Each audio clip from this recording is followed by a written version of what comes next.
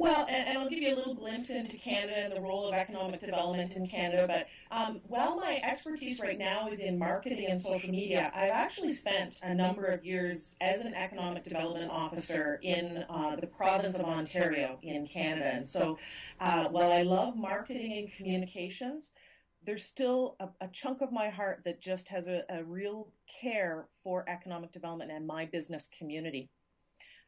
Some of your listeners may not know that Canada has a population of about 34, 35 million. Compared to the United States, I think your population is somewhere around 300, 310 million. That's about right. Yeah, so about one tenth of the population of the United States, and yet we have a very similar land mass. So our population density is a little different, and it's sometimes a little harder to reach entrepreneurs and business owners where they're at. The unemployment rate in Canada right now is about 7.5%. That peaked, I think, in 2009, just over 8.5%. Not as high as some countries, but certainly a percentage that is of concern. There's certainly regional disparities. There's communities that had an unemployment rate as high as 15%, and then there are communities like the community that I've worked in that has one of the lowest unemployment rates in Canada, just under 4%.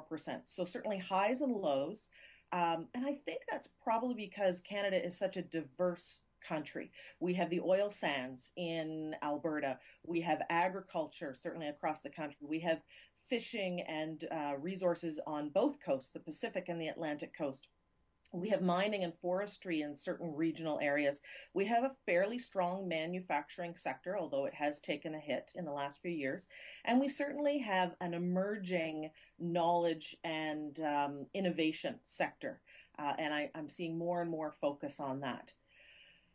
Economic development in Canada is probably done a little bit different than it's done in the United States. In most communities, economic development is handled by the city or by the municipality. It is a department within the city. It's 100% funded by the city tax base. In some communities, and certainly in larger communities, they will have an arm's length economic development corporation where they are still largely funded by their city or municipality, but may have some other revenue sources, provincial and federal funding, and perhaps some fee for services.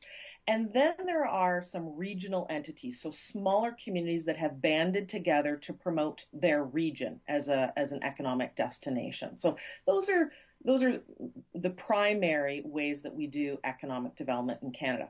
Now, there's a huge disparity on budgets. We have some communities that have multi-million dollar budgets with dozens of staff, plenty of resources. And then we have communities that have very lean budgets. $100,000, $150,000 compared to $5 or $10 million. Some of the largest economic development budgets in Canada, the economic development budget is bigger than the entire municipal budget of some of the smaller communities. And that budget has to look after emergency services, policing, roads, economic development. So you can see how it's not always an even playing field. Some of the smaller players have a tough job of doing economic development. Lean budgets, maybe one and a half, two full-time equivalent staff per people.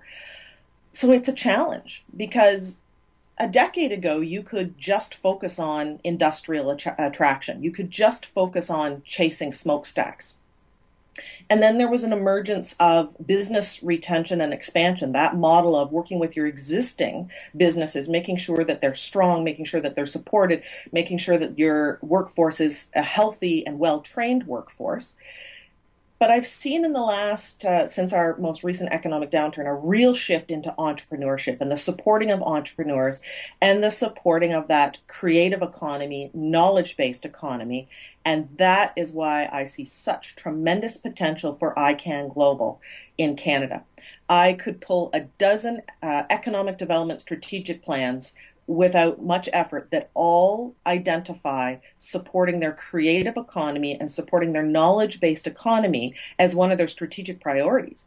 But if you have a very lean budget with a very small staff, that is a great idea, but a very difficult concept to implement. And that's where I see so much potential for iCAN-Global. I see small municipalities, rural municipalities, smaller communities where they can't support a bricks and mortar incubator hub or innovation center or accelerator center, whatever term you wish to use. But the iCAN-Global model will work. They have people who are innovators. They're working in their garage, they're working in their basement, they're working at their kitchen table. Call them, give them whatever title you want, but those people need support and they're not able to travel to an urban center, to an incubator hub, but they can access the virtual services of iCAN-Global. So I know a number of my peers in economic development from across Canada are joining today. I know I've had conversations with many of them. I would love to keep that conversation going. I think that this is a model that will fit in a lot of communities, and I encourage my peers and colleagues to reach out.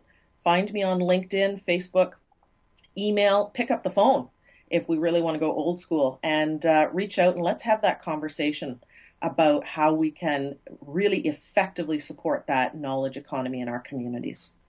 Bernia is doing a phenomenal job, and this is the kind of enthusiasm that we're seeing globally, and this is why this model is so important to worldwide economic development and entrepreneurship.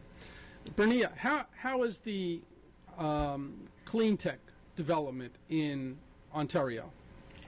Ontario is one of 10 provinces in Canada, and Ontario actually has put a very strong emphasis on clean tech. We actually have a government-initiated Green Energy Act.